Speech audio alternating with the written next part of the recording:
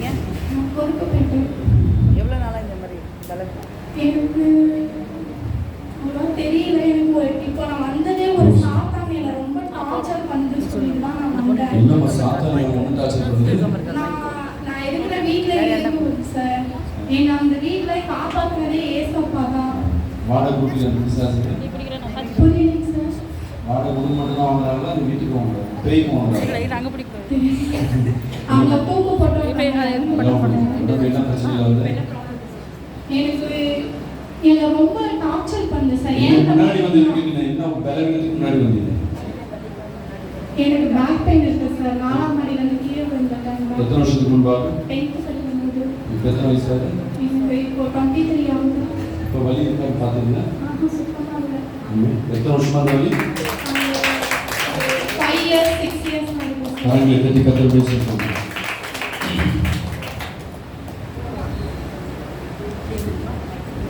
கத்தல் ஸ்தோத்திரம். எனக்கு ஒரு புதன்கிழமை நான் ஃபோன் பார்த்துக்கிட்டே இருந்தேன். யூடியூபில் ஐயாவோட சேனல் வந்தது. நான் அப்போ ரொம்ப அன்றைக்கி ஃபுல்லாக சாப்பிடவே இல்லை, ஃபாஸ்டிங் இருந்துட்டு ஐயாவுக்கு ஒரு 6 மணிக்கு கால் பண்ணேன். ரொம்ப கை வலியாக இருந்தது, பேக் பெயின், பின்னாடி வேலை செய்யவே முடியாது, என்னால் சாப்பிட முடியாது. ஆனால் ரொம்ப பலவீனமாக இருந்தேன். சேனல் பார்த்துட்டு இருக்கும்போது ஐயாவோட நம்பர் பார்த்தேன். அப்போ உடனே கால் பண்ணேன். மறுபடியும் ஒரு 10 நிமிஷம் கழித்து பண்ண சொன்னார். அதுக்கப்புறம் நான் மறுபடியும் பண்ணேன். ஐயா இன்னைக்கு ஞாயிற்றுக்கிழமை ஆராதனை இருக்கு வர சொன்னாங்க. இப்போ ஜெபிக்கும் போது எனக்கு கை தூக்குனேன், ஒரு வலியும் இல்லை. ஜெபிக்கும் போது கர்த்தர் சுகம் கொடுத்தார்.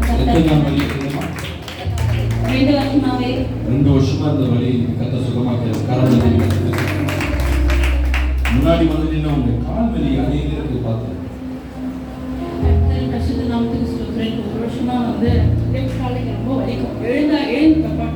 எழுந்து நிற்கவே முடியாத சமயம். ஆனால் அண்ணா எடுக்கும் போதே சொன்னார் பெயின்ஸ் வந்து போகட்டும். அந்த நிமிஷத்தில் எனக்கு பெயினே இல்லை. கரங்களை பேசுங்க. நான் தலைவலிக்காக வந்தேன். தலைவலியும் கால்வலியும் 2 ஒன்றா இருக்கு. அவங்க வந்து நில்லுங்க. நான் வந்தேன். இப்போ வலி இல்லை, தலைவலி இல்லை, கால்வலியும் என்ன படிச்சு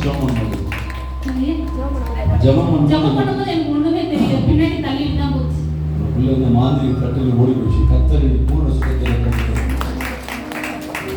அடுத்தது கர்த்தருடைய பரிசுத்த நாமத்துக்கு மகிமை. ரொம்ப சரீரம் வேதனை வலியா இருக்கு, பலவீன ரொம்ப நேரமா ஒரு இடத்துல நிக்கவே முடியாது, சாஞ்சு போற மாதிரியே இருக்கு.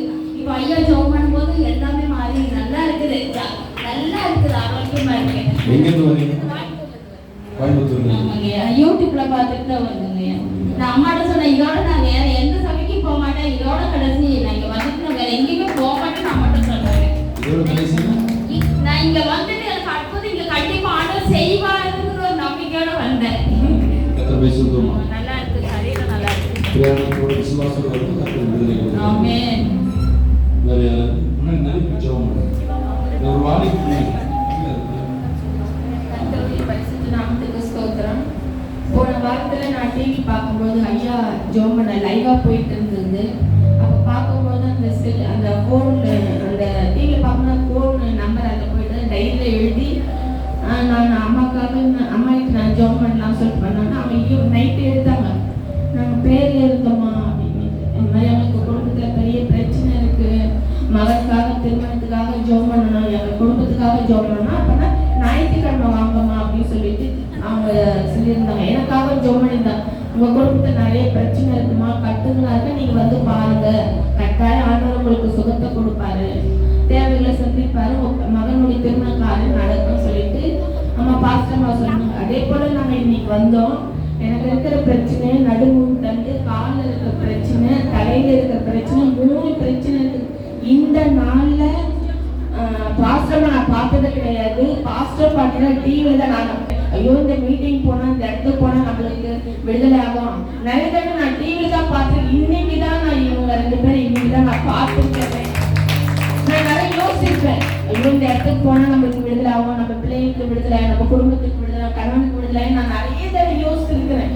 ஆனால் கர்த்தர் பாருங்க, அம்மாவுக்கு நான் செல்போன் ஃபோன் பண்ணவும் ஞாயிற்றுக்கிழமை வாங்க இந்த இடத்த அட்ரஸ் சொல்லி என் கணவன்கிட்ட அட்ரஸ் சொல்லி நேராக இங்கே வரவும் இந்த நாளை எனக்கு, என் குடும்பத்துக்கு, என் பிள்ளைங்களுக்கு விசுவாசத்தோடு நான் சொல்றேன், என் சரீரத்தில் எல்லா பாடுகளும் இந்த நாளை எனக்கு விடுதலை கொடுத்த என் தேவாதி கொடா கொடு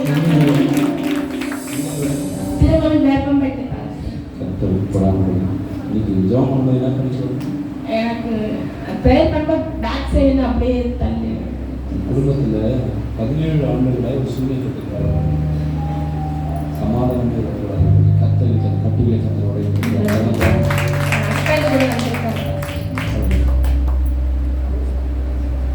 டிவியில பாட்டுக்கும் பாஸ் எனக்கு ரொம்ப ஆசை. ஏன்னா இங்க உங்ககிட்ட வந்து ஜெபம் பண்ணணும் பாசம். நான் பார்க்கும்போது எல்லாருக்கும் விடுதலை ஆகுமா, அதை நான் பார்ப்பேன்னா நம்மளுக்கு அந்த விடுதலை கிடைக்குமா? நிச்சயமா நான் நிறைய தடவை நான் பார்க்கும்போது நான் ரொம்ப பிரியப்படுவேன் பாருங்க. ஆனா கர்த்தர் இந்த நாளே எனக்கு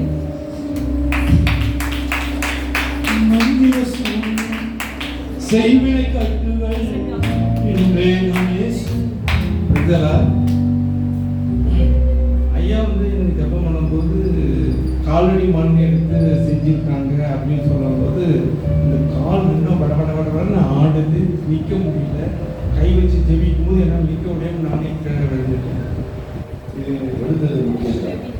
ஏதாவது வேலை வீட்டில் வந்தீங்களா? இப்போ ஃப்ரீயாக இருக்கு. இப்போ ஃப்ரீயாக பிசாசு மேலே உள்ள தள்ளி விட்டுதான் அங்கே இருக்கு. ஆனால் என்ன பலவீனத்துல இருந்து போயிடுச்சா? பிசாசு விட்டு போயிடுச்சு. அலையிலுயா அலையிலுயா. என்ன பலவீனத்தில் வந்தீங்க? நான் ஏன்னா செய்வினைகளை ரொம்ப ஏதாவது வலி விட்டுருந்தீங்களா? வலி காட்டிங்க, வலி முட்டி வலி இருந்தது. அதுதான் முன்னாடி இருந்தீங்களா? அதனால நான் நிற்கல. ஐயாவே கூப்பிட்டு நிற்கிச்சாங்க. இந்த வீடும் போது எனக்கு முட்டி வலி இருக்கா? முட்டி வலி எத்தனை நாள் ஆகுது? ஒரு 15 நாளாக இருந்துச்சு. இந்த புண்ட நேரங்கள் எப்படி இருக்கு? ஆயிடுச்சு. அடுத்த வாரம் எடுத்துருவேன். ஆமாம். எத்தனை வருஷமா அந்த அது 10 வருஷமா முள் பட்டு ஹாஸ்பிட்டலில் போயிட்டு அப்போலோ ஹாஸ்பிட்டலில் கூட போய் ட்ரீட்மெண்ட் எடுத்தேன். வந்தீங்கன்னா வந்து ட்ரெஸ்ஸிங் பண்ணீங்க, வேற ஏதாவது ஆறவே ஆறாதுன்னு சொல்லி ஸ்பெஷலிஸ்ட் அவர் சர்ஜரி அவரே சொல்லிட்டாரு. இப்போ செலெல்லாம் முடிச்சு, மீல் செலவு முடிச்சுன்னா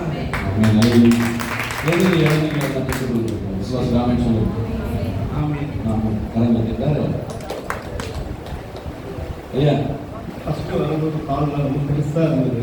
அந்த புண்ணு பெரிய புண்ணு வந்து அப்படியே குறைஞ்சி சின்னதாக இங்கே இவ்வளோ பெருசாக இருந்தது. இப்போ அது 2015 வந்து இருந்தோம். அப்போ தான் ஜாதகம் எடுத்து 6 மாதம். இப்போ எப்படி இருக்கு?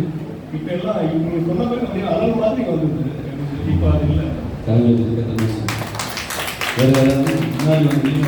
குட்டி வலி 4 வருஷமா 20 வருஷமா தலைவலி. எத்தனை வருஷம்?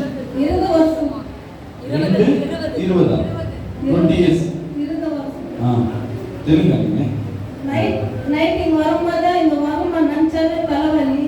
எங்க வரீங்க? மாதவன். ஓகே. ஜெபம் பண்ண பிறகு தலைவலி போயிடுச்சு. ஆமென். 20 வருஷமா இருந்த தலைவலி என் தேவனால் செய்யக்கூடும் என்றார். அவரோட வல்லவராக இருக்கிறார். ஹல்லேலூயா. நீங்க விசேஷமான கர்த்தர் கண்களில் இறக்கப்பட்டு முன்னதான் இல்லை எப்பயோ எங்கேயோ அற்புதம். இப்பெல்லாம் இன்சிடென்ட்டாக வேணும். அவர் வருகை சமீபமாக இருக்கு. அவர் அடையாளங்களை காட்டுவதற்கு அழைக்கிறார். ஹல்லேலூயா. கரங்களை திறந்து சொல்லணும்.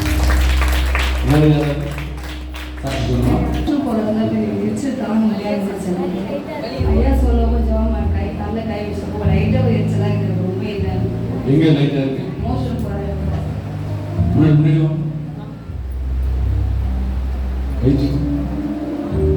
அவர் கூப்பிட்டு ஒரு விடுதலை கொடுக்கிறாருன்னா பூர்ணமாக 2 கேள்வி. மந்திர சூனியம் செய்வினை கட்டுகள் இன்றே நம் இயேசு உடைத்தெறிவார். மந்திர சூனியம் செய்வினை கட்டுகள் இன்றே நம் இயேசு உடைத்தெறிவார். ஆவியானவர் நாம் கலக்கிடுவோம். உங்கள் வல்லமைகள் குறைந்து போகவில்லை. மகிமை மாறவில்லை. வல்லமைகள் குறைந்து போகவில்லை. மகிமை மாறவில்லை.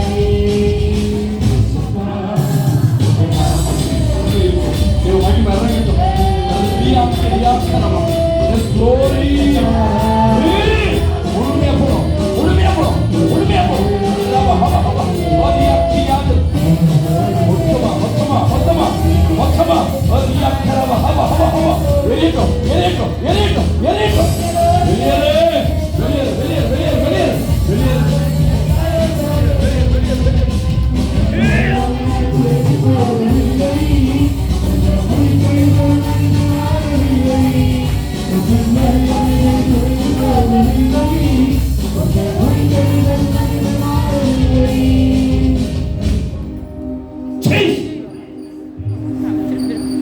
செக் பண்ணி பாருங்க. போய்